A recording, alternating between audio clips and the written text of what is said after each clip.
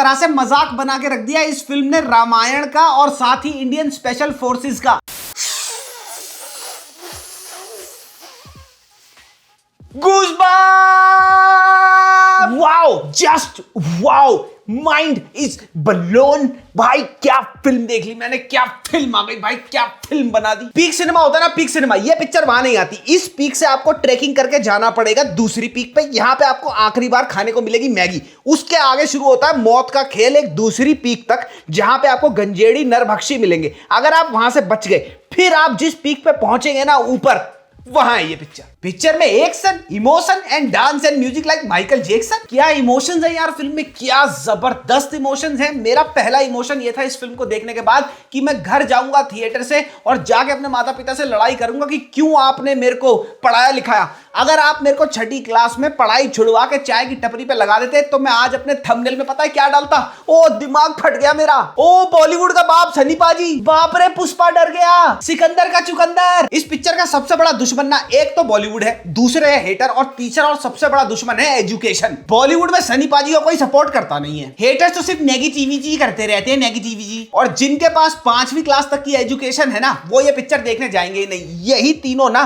इस फिल्म के और सनी पाजी के स्टारडम के ना दुश्मन है। मैं बता रहा हूं तुम्हारे को, इनको पाकिस्तान भेज दो। इस चूतड़नुमा फिल्म को बनाने के पीछे जो लॉजिक है ना, वो बहुत ही ज्यादा इंट्रिकेट, बहुत ही ज्यादा बारीक है। 21-22 साल के बाद गदर 2 आई मीन गोबर 2 हिट होती है। सनी पाजी को लगता है उनके असली में फैन है। अब धक्कम पेली तो चल ही रही है, इस धक्कम पेली में फटाफट एक और धक्कम पेली वाली तू झुक मैं लगाऊं पिक्चर बना दे। फिल्म ही तो बनानी है, करना तो कुछ भी नहीं है। सिंपल सा साउथ की कोई मसाला लैंडी छाप फिल्म उठाओ, उसका प्लॉट इसमें डाल दो और पागल हो जाएगी जनता। ऊपर से रिलीज के टाइम पे जबरदस्त पीआर करा देंगे, ये बोल देंगे कि सिकंदर से तो बेहतर ही होगी। मतलब अगर सिकंदर चप्पल के नीचे चिपका गोबर है ना, तो ये फिल्म है आपका गंदा मोजा जो 3 दिन से आपने धोया नहीं है। लेकिन क्या फर्क पड़ता है, गोबर तो नहीं है ना, सिकंदर से तो अच्छी है ना। फिल्म एक कंप्लीट एंटरटेनर है, किसी भी चीज की कमी नहीं है। बस कोई कहानी नहीं है, कोई स्क्रीन प्ले या स्क्रिप्ट नहीं है। बैकग्राउंड म्यूजिक की आवाज इतनी ज्यादा है कि कानों में पॉपकॉर्न घुसाने का मन कर जाए। और एक्शन कोरियोग्राफी और एक्शन सेट पीसेस ऐसे कि जो लोग पुष्पा 2 को देख के खुशी के मारे मुठिया दिए थे ना,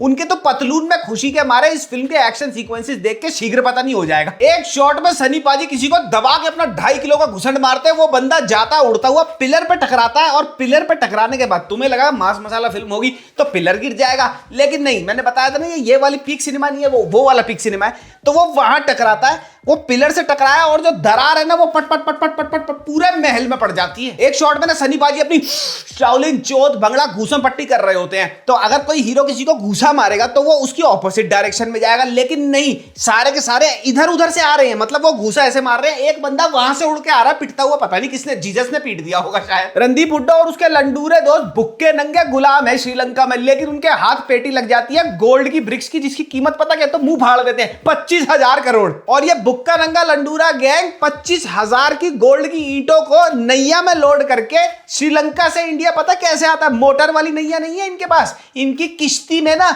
चप्पू है, चप्पू चला के इंडिया पहुंच गए। जब ये सारे गांड भट्टी के चप्पू चला के श्रीलंका से इंडिया आ रहे होते हैं तो रास्ते में कोस्ट गार्ड मिल जाते हैं इन्हें। मैं तो सरप्राइज था कि इसकी स्क्रिप्ट लिखने वाले को पता था कि कोस्ट गार्ड होता भी है या फिर कोई वाटर बॉर्डर भी कहीं होता है। चलो छोड़ो, वो इनको मिल जाते हैं कोस्ट गार्ड। तो होता क्या भैया, कोस्ट गार्ड तो हमारे देश में आधार कार्ड, पैन कार्ड और पासपोर्ट देते हैं ना, कि वहां से कोई आएगा उनसे हम रिश्वत लेंगे, एक ब्रिक पकड़ेंगे और क्या करेंगे, उनको पासपोर्ट दे देंगे, उनको उनसे ब्रिक लेते हैं एज रिश्वत और उनको पासपोर्ट पकड़ा देते, क्योंकि कोस्ट गार्ड का काम ही तो ये, अंगूठा लगा यार फटाफट पैसा दे और निकल लिया आगे है, ले आधार कार्ड ले ले। अब रणदीप हुड्डा का कैरेक्टर अपनी गंडमरी कश्ती और उसमें बैठे लंडूरे दोस्तों को श्रीलंका से हिंदुस्तान तो ले आता है। इंडिया में आके वो अपने लंडूरे गैंग के साथ ना एक बहुत बड़े गांव पे कब्जा भी कर लेता है। अब वो कब्जा उसने कर लिया, इसका मतलब वो अमीर हो गया। तो उसके जो बाकी बचे हुए लंडूरे जो श्रीलंका में भुखमरे हैं अभी तक, उनको भी यहाँ पे लेके आना है। तो जब ये खुद आया था, ये चप्पू चला के आया क्योंकि इसके पास मोटर वाली बोट नहीं थी, लेकिन अब तो ये डॉन बन गया ना, ये पैसे बेच के एटलीस्ट उनकी कश्ती में मोटर तो लगवा सकता है। लेकिन नहीं,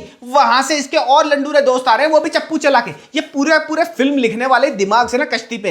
अब साउथ मसाला स्टाइल फिल्म है और कोई भी साउथ मसाला स्टाइल फिल्म कंप्लीट नहीं होती जब तक उसमें 3 चीजें ना हो, एक बुढ़ा, एक बुढ़िया और सताए हुए गांव वाले। अब मुझे लग रहा है बुढ़ा बुढ़िया तो मर गए इस पिक्चर के अंदर, लेकिन सताए हुए गांव वाले जरूर हैं। यही सताए हुए गांव वाले अपने दिमाग से भी सताए हुए हैं, क्योंकि एक शॉट में ये सन्नी देओल को दिखाते हैं, देख भाई राणा तुंगा ने हमारे को कितना बुरा घोड़ी बना रखा है, आजा मैं तेरे को दिखाता हूं। करते क्या है, 4 लाशें निकाल के कबर में से धर देंगे तुम्हारे सामने। अब वो 4 लाशें इन्होंने कबर में से निकाली, और कबर कितना है, इतनी सी 2 फुट की कबर में से 4 लाशें निकाल के धर दी। आउट ऑफ नोवेयर उर्वशी राउटेला का आइटम सॉन्ग आ जाता है। सन्नी देओल छत पे से पंखा उखाड़ लेता है, चलो मान लिया पंखा उखाड़ लिया। अबे पंखा उखाड़ते हुए पंखे की तार भी तो होनी चाहिए जिससे उसको इलेक्ट्रिसिटी मिल रही थी चलने के लिए, वो नहीं होती। अच्छा, रणदीप हुड्डा का जो कैरेक्टर है वो श्रीलंका से आया है, तो किसका भक्त होगा? रावण का। विनीत कुमार सिंह रणदीप हुड्डा के गैंग का ही है, इसका मतलब वो भी श्रीलंकन होगा, लेकिन वो लगता थोड़ा इंडियन है और इनके हिसाब से श्रीलंकन ज्यादा काले होते हैं, तो इन्होंने क्या किया, विनीत कुमार सिंह के मुंह को काला कर दिया। विलेन का क्या कैरेक्टर आर्च और क्या कैरेक्टर ऑरा क्रिएट किया है, ऐसा विलेन तुमने कभी देखा नहीं होगा। इस पिक्चर का विलेन चिकन खाता है, दारू पीता है, काला है, थोड़ा सा मोटा भी है, उसके दोस्त भी काले हैं, उनको पसीना आता रहता है, वो सारे के सारे दारू पीते हैं, सारे सारे लड़की छेड़ते हैं, मन करता तो शनिवार इतवार को रेप करने की कोशिश भी कर लेते हैं, और पुलिस वालों को अपने टोपे के तकिए पे रखते हैं। ऐसा विलेन ना मैंने आज तक कभी देखा ही नहीं बॉलीवुड। पूरी फिल्म की डबिंग इतनी वाहियात है, इतनी वाहियात है कि इस फिल्म से ज्यादा इस फिल्म की डबिंग वाहियात है। जो खून निकलने का सीजीआई है ना, वो पूरा का पूरा 15 रुपए में कराया है भाई। उसकी जगह ना, खून निकलने की जगह ना, उनको बोल देते जैसे घूसा पड़े ना, मुंह में गुटखा रख ले, वो थूक दिया, वो ज्यादा रियलिस्टिक लगता। कंटिन्यूटी इशू की तो ऐसी बुआ जवान करी है इन्होंने। एक शॉट में यूनिफॉर्म पहनी होती है कुछ लोगों ने, वो पिट रहे होते हैं, वो फट जाती है, शॉट लगता है, कट लगता है, वो भैया सिर्फ जेब फटी हुई है, बाकी टिप टॉप एकदम फुल सिलाई। डायलॉग सुनो, जो हाईलाइट है इस पिक्चर का वो है कि मैं जाट हूं, तेरी लंका फूंक दूंगा। पहली बात तो जाट होने से लंका फूंकने का कौन सा रिलेशन। दूसरी चीज, जो वापसी में जो बोलता है सन्नी देओल को रणदीप हुड्डा, ये सुनने के बाद वो बोलता है तू अगर जाट है तो मैं राणा दूंगा हूं, और ये है मेरी लंका। कोई भी मतलब बन रहा है इस डायलॉग का। फिल्म में आंधी आ गई, तूफान आ गई, बुलडोजर चल गया भैया, हैंडपंप उखड़ गए, छत से पंखे उखड़ गए, गमले टूट गए, घास उखड़ गई। उसके बाद बॉबी देओल 3 इंटरव्यू में और जाके रो दिया। लेकिन मजाल है कि सन्नी पाजी का चश्मा यहां से यहां भी हुआ हो, वो बिल्कुल ग्लूड है चेहरे पर। अब मैं सुनाता हूं तुम्हारे को इस फिल्म की कहानी। बहुत ही pure, pious, down to earth, golden heart, just like Sunny Paaji कहानी है। बड़ी सिंपल सी कहानी है पिक्चर की। तो कहानी में होता क्या है, एक मिनट को, तो कहानी में होता क्या कि भाई सलमान कह रहे हो सन्नी पाजी आते हैं ट्रेन में, चू चू चू चू चू चू एक गांव में रुकते हैं। अब वो गांव साउथ में है, वो ट्रेन से उतरेंगे तो उनको भूख लग रही, तो वो क्या खाएंगे? ब्रेड पकौड़ा नहीं खा सकते, सैंडविच नहीं खा सकते, इडली खाएंगे। तो भैया वो इडली खाने के लिए उतरते हैं। अब वो इडली तो खा रहे हैं अपनी, भैया खाते खाते नारियल की चटनी कम पड़ गई होगी, वो नारियल चटनी मांगते हैं। साथ में से 3 आ जाते हैं भैया राणा तुंगा के टट्टे, वो आगे कहते हैं भैया वो गिरा देते हैं, तू इडली नहीं खाएगा। मतलब जब चाहिए ना, कोई तो प्लॉट चाहिए ना, सोते हुए शेर को जगाना है तो उसकी इडली गिरा दो। तो भैया वो इडली गिरा देते हैं वहां से। अब इडली गिराने के बाद ये बॉल ना यहाँ से जाती है अंदर, दबा के सेल खत्म हुआ, इसमें आवाज दे। तो भैया वो इडली खाते खाते, अब वो इडली गिर गई। अब इडली गिर गई तो इडली क्यों गिराई, सॉरी बोल। अब वो कहता है मैं सॉरी नहीं बोल रहा। वो कह रहा क्यों? क्योंकि मैं राणा तुंगा का भाई हूं। वो कह रहा तू भी राणा तुंगा है, और जो भी राणा तुंगा, तुम सारे के सारे सॉरी बोलोगे। अब जो ट्रेन ऐसे चू चू चू चू करके रुकती है, वो चू चू चू चू करके दोबारा चली जाती है। लेकिन सन्नी पाजी के टोपे के तकिए पे वो ट्रेन भूल जाते हैं। वहां से सन्नी पाजी की इडली गिरने के चक्कर में वो 15-20 गांव नाप देते हैं, और 150, पौने 200, 1,500 लोगों को पिल देते हैं। ठीक है, और फिर आगे जाते हैं। फिर जाके कोई पता लगता है कोई मिशन है कुछ। अबे तुम्हें क्या करना है कहानी वानी जान के? तुम्हारा दिमाग खराब है, पिक्चर देखने जाओगे तुम? सनी देओल एक मरते हुए पुलिस वाले को ना गुंडों से बचाता हुआ एक गांव की तरफ ले जाता है। अब वो बड़ा घायल हो रखा है पुलिस वाला, ठीक है। जिस गांव में ये भाई साहब उसको ले जाते हैं वहां पे कोई नहीं भैया, बिल्कुल जंगल बियाबान, ना बंदा ना बंदे की जात, स्त्री का सरकटा भी वहां पे ना जाए भैया अपने वीकेंड पे घूमने के लिए। लेकिन आउट ऑफ नोवेयर एक बुढ़िया, सफेद बालों की, साउथ की पिक्चर तो बुढ़िया तो होनी है यहाँ पे, वो आ जाती है हकलाती हुई, ले बेटा ये बुढ़िया क्या है, फर्स्ट एड करेगी उसका, कैसे बचाएगी इसको? वो राणा तुंगा जो बुक्का रंगा था, जो चप्पू चला के श्रीलंका से इंडिया आया था, वो भाई की ना बैक स्टोरी स्विट्जरलैंड चली जाती। थोरियम मिल जाता है। इस पिक्चर को बनाने वालों को थोरियम की स्पेलिंग नहीं आती होगी, लेकिन आंध्र प्रदेश के कोस्ट पे इनको थोरियम मिल जाता है। भैया साइ-फाई फिल्म बन जाती है। अगले हाफ में पिक्चर एक होलोग्राफ आता है, उसको कंप्यूटर की तरह चला रहे, कुट कुट कुट कुट कुट। वाह भाई वाह, बड़े एडवांस हो गए। अब कहानी का लंड को छता पता नहीं है, कहां जा रही है, क्या चल रहा है, कुछ भी हो रहा है कहानी के अंदर।